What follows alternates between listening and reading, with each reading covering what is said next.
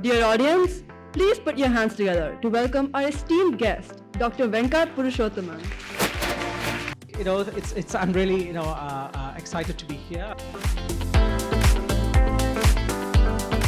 I always consider myself an accidental academic, someone who was always interested in my first love, which is reading.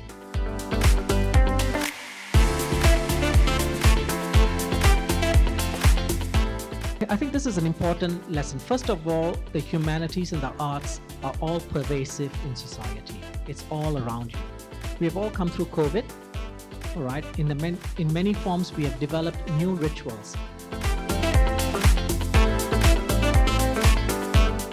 My generation might have messed up quite a lot of things for you, all right? But it's also your chance not to mess it up for your future generations, all right? So many of you might support Greta Thunberg, but many of you would also support Kylie Jenner, all right?